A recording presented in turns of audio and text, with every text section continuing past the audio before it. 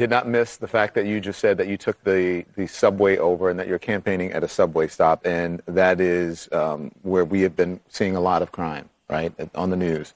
If you look at the issue of crime has been really front and center for voters.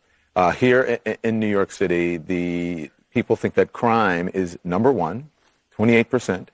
And this is according to a Quinnipiac poll. Inflation is 20%. The crime rate has overall is down. But there are issues when it comes to violent crimes. There are issues when it comes to murder. It is they're down in some places in the city, up in many places in the city, and in the state as well.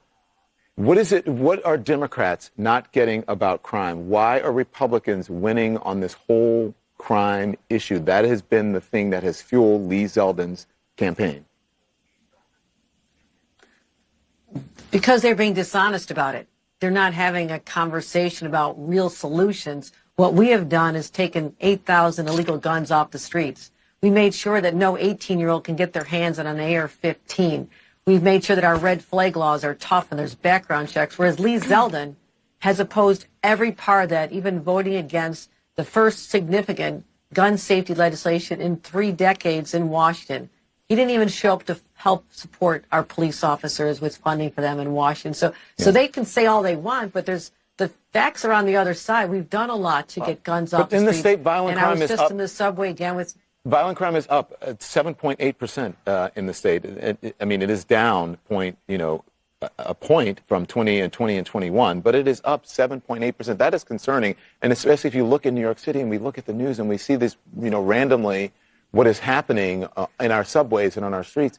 People are really nervous about it. And I know you're saying they're being disingenuous about it, but that is a real factor, Governor. You can't deny that. No, I'm not denying that. I'm just saying the way the Republicans' ad campaign is, and if they're not going to say, if they're going to say they're tough on crime but soft on guns, that doesn't add up, and I want the voters to know that.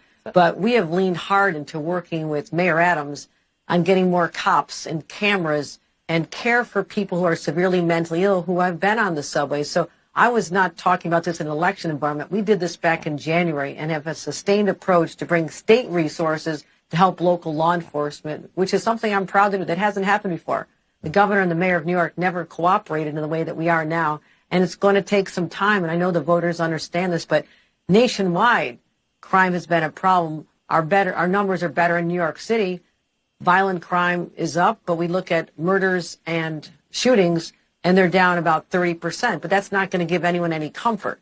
It says we still have a problem. I understand that. Yeah. But let's talk about real answers and not just give everybody all these platitudes. Yeah. As someone who takes my kids every day on the subway in New York City, very close to where you are this morning, homicides are down, but rapes are up, robberies are up, felony assault is up. And you talked about